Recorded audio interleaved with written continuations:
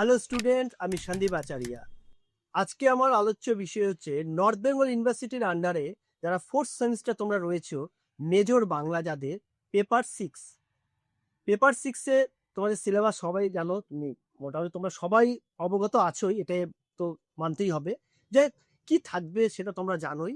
তা আমার আগের ভিডিওতে আমি তোমাদের বাংলা রঙ্গালয়ের ইতিহাস সম্পর্কে আমি সাজেশন করেছি।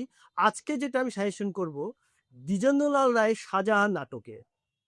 এখান থেকেও কিন্তু আমি প্রশ্নের আগেই বলেছি যে 12 নম্বরে তোমাকে দুটো করতে হবে, 6 নম্বরে দুটো করতে হবে, 4 নম্বরে তিনটে করতে হবে এবং 2 নম্বরে 6টা করতে হবে।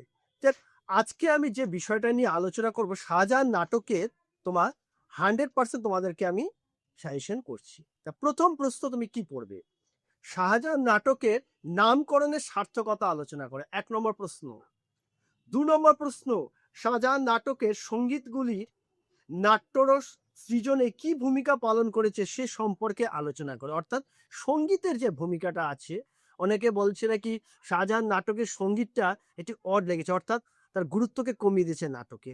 সেই বিষয়ে একটা প্রশ্ন আমি এখনই বললাম, ভালো করে পড়ে রাখবে। 3 নম্বর প্রশ্ন, শাহজাহান নাটকের নামকরণ অনুযায়ী শাহজাহানের প্রধান চরিত্র, অথচ এ নাটকের আওরঙ্গজেব নায়কের দাবিদার, মন্তব্যটি যুক্তিসহ বিচার করে তোমার অভিমত জানাও। অথবা শাহজাহান নাটকের নায়ককে তার যুক্তিসহ আলোচনা করো। শাহজাহান নাটকের নায়ককে, ভেরি ভেরি ইম্পর্টেন্ট প্রশ্ন, খুব ভালো করে এটা তৈরি করে রাখবে। এই দুটো প্রশ্ন আবার আমি রিপিট করছি প্রশ্নটা।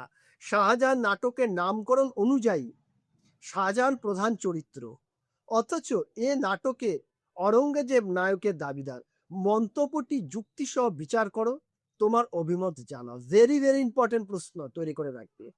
নেক্সট, শাহজাহান নাটকের নায়ককে তা যুক্তিসহ আলোচনা করো। আমি বলেছি, আবারও বলে দিলাম, ভেরি ভেরি ইম্পর্টেন্ট। এর পরে প্রশ্ন যেটা থাকবে, শাহজাহান নাটকে পাশ্চাত্য প্রভাব আলোচনা করো। এবং আমার পরবর্তী প্রশ্ন হলো, শাহজাহান নাটকটি ঐতিহাসিক নাটক হিসেবে কতখানি সফল সে বিষয়ে আলোচনা করো। বাস, এই কয়েকটা প্রশ্ন আমি দিলাম। 5টা প্রশ্ন কি 6টা প্রশ্ন, ভেরি ভেরি ইম্পর্টেন্ট, খাতায় নোট করে এটাই তৈরি করে যাবে। এরপরে যেটা আমি দিচ্ছি 6 মার্কসের, শাহজাহান থেকে কি কি আসবে। প্রথম প্রশ্ন, শাহজাহান নাটকে দিলদার চরিত্রটি আলোচনা করো। Very very important. এর সাথে কি কি চরিত্র তৈরি করবে? জয় সিংহ, যশবন্ত সিংহ, পিয়ারা, নাদিরা ও জাহানারা। এই চরিত্রগুলো কিন্তু তুমি দেখে রাখবে, 6-3 কিন্তু প্রশ্ন করবে। এর পরবর্তী প্রশ্ন হচ্ছে আমার, শাহজাহান নাটকের সঙ্গীতের গুরুত্ব আলোচনা করা। 12 নম্বরও বলেছি, আবার 6ও বললাম। নেক্সট প্রশ্ন, জহরত উন্নিশা চরিত্রটিকে আমরা কোন নাটকে পাই? সে কার কন্যা? নাটকের শেষ দৃশ্যে সে কাকে অভিশাপ দিয়ে পিতা হত্যার প্রতিশোধ নিয়েছে? খুব ভালো করে তৈরি করে রাখবে। নেক্সট প্রশ্ন, দারা ও অরঙ্গজেবের চরিত্রের তুলনামূলক আলোচনা করো। এবং আমার শেষ প্রশ্ন, শাহজাহান নাটকে সঙ্গীতের গুরুত্ব আলোচনা করো। সঙ্গীতটাকে আমি বারবার বলছি কারণ এখান থেকে কিন্তু 12-6-3 একটা প্রশ্ন তোমাকে অবশ্যই দিবে। এরপর আমি যেটা আছে 3 মার্কসের জন্য তুমি শাহজাহান নাটক থেকে কি কি তৈরি করবে। দেখো, প্রথম প্রশ্ন, দ্বিজেন্দ্রলাল রায়ের শাহজাহান নাটকের সঙ্গে শেক্সপিয়ারের কোন নাটকের সাদৃশ্য আছে? শাহজাহান নাটকের কোন চরিত্রের সঙ্গে তার মিল আছে? 3 নম্বরের জন্য খুব ভালো করে তৈরি করে রাখবে, এটা 6-এর জন্যও কিন্তু আসতে পারে।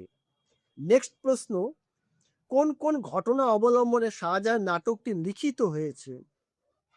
নেক্সট প্রশ্ন, নাটকটি গ্রন্থাকারে কবে প্রকাশিত হয়?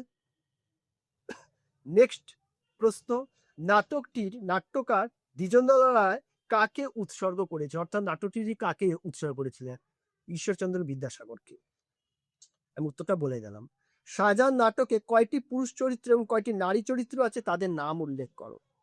নেক্সট যেটা পড়বে, দিলদার কে এবং তার ছদ্মনাম কি? নেক্সট প্রশ্ন, তাই তো এক ফোঁটা চোখের জল গলে গেল। খাঁ সাহেব, বক্তা কে? বক্তার এমন মন্তব্যের কারণ কি? এর পরের প্রশ্ন করবে, শেষ অংশে দেশাত্মবোধক সঙ্গীতটি কাদের কণ্ঠে গীত হয়েছে? কে তাদের সঙ্গে গলা মিলিয়েছিল? এবং আমার শেষ প্রশ্ন, পিতার কুলাঙ্গার পুত্রগণ চলে যাও, কে কাকে কথা বলেছে? ভ্রাতাকে কুলাঙ্গার বলার কারণ কি? বাস, এই কয়েকটা প্রশ্ন তোমরা তৈরি করবে 12 বললাম, 6 বললাম, 3 এবং 2 নম্বরে তো আমি বলেছি উত্তর সহ দেবো। তার আগে আরেকটা প্রশ্ন কথা বলে রেখে দিই তোমাদেরকে। তোমাদেরকে কিন্তু হয় তুমি যদি ডাকঘর করো রবীন্দ্রনাথ ঠাকুরের, তাহলে ডাকঘরটা খুব ভালো করে রাখবে, এবং শাহজাহান যদি করো তাহলে শাহজাহানটাকে খুব ভালো করে রাখবে। দুটোর থেকে কিন্তু তোমার যে কোনো একটার অ্যান্সার করতে হবে। যেহেতু 12 নম্বরে তোমার দুটো প্রশ্নের অ্যান্সার করতে হবে, রঙ্গ বাংলা রঙ্গলয়ের যে ইতিহাস আছে, রঙ্গমঞ্চের ইতিহাস, সেখান থেকে তুমি একটা প্রশ্ন করতে পারো।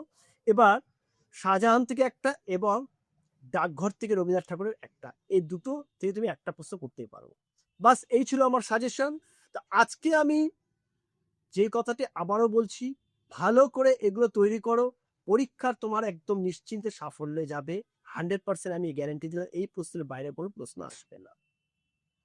এবং যারা এখনো চ্যানেলটিকে সাবস্ক্রাইব করবে অবশ্যই সাবস্ক্রাইব করবে, এবং যারা এখনো শেয়ার করনি, অর্থাৎ দেখেছো ভাবছো এটা শেয়ার করবে কিনা, শেয়ার করে দাও, কারণ সবাইকে দেখার সুযোগ করে দাও এবং ভালো পরীক্ষার একটা সুযোগ করে দাও।